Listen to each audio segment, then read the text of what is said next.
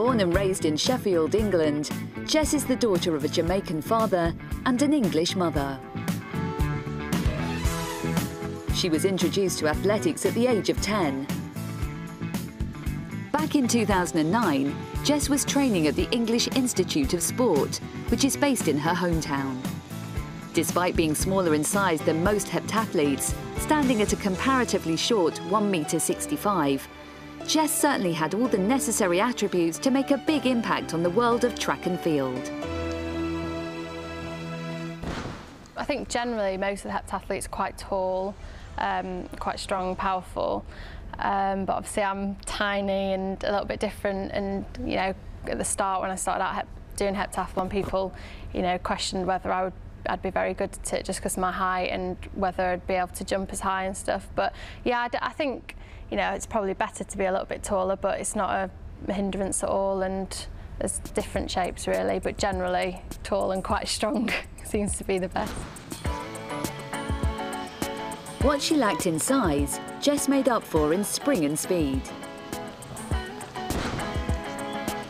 She was the British women's high jump joint record holder with a best of 1.95 meters.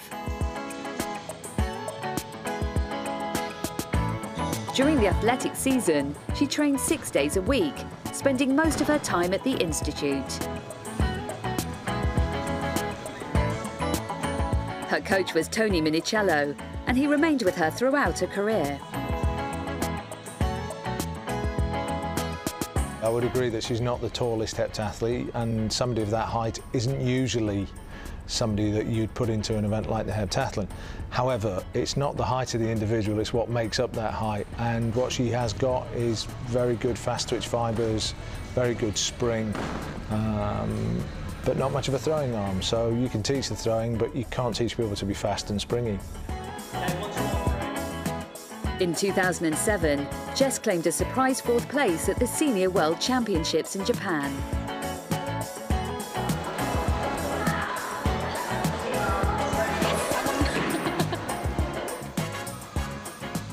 Following a promising start to the 2008 season and looking a real medal prospect for the Beijing Olympics, Jess fractured her ankle in 2 places.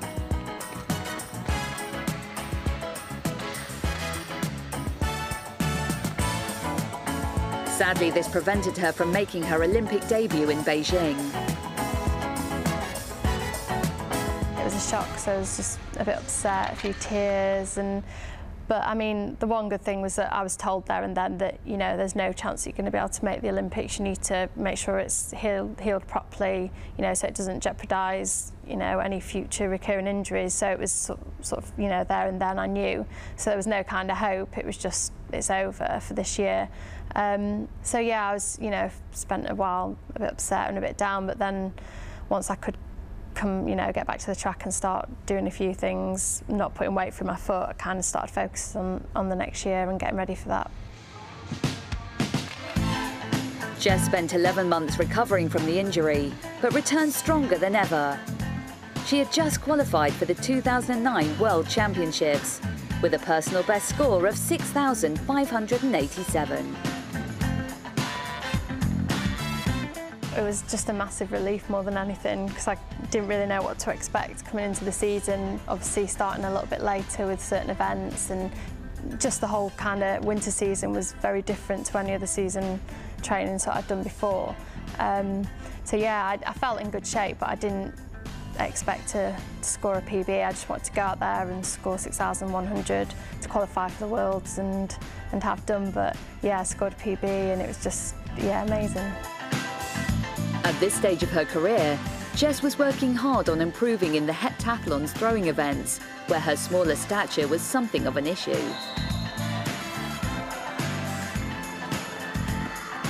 Having a lower release point than most of her rivals, she spent a lot of time working on her strength and technique in order to throw further.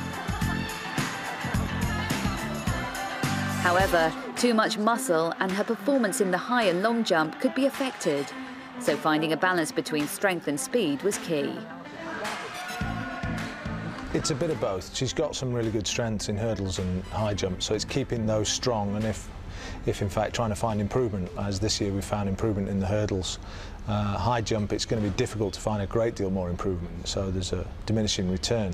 But in a weaker events, which are mainly the throws, it is trying to push those without losing the strengths that you've already got.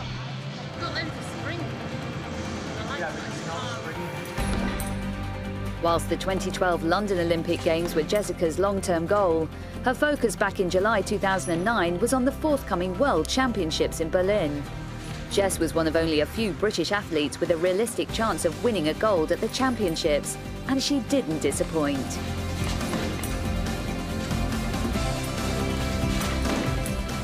I think where she is, the level of performance that she's already done, I think she can improve on that this year. Now, whether that's good enough to win a medal is difficult to say, because you can't predict what other people are going to do. I think she can get out there in Berlin. I think she can produce a personal best performance, and if that's good enough to win a medal, then that's the way it is. If it wins the medal, the gold medal, then that'd be superb.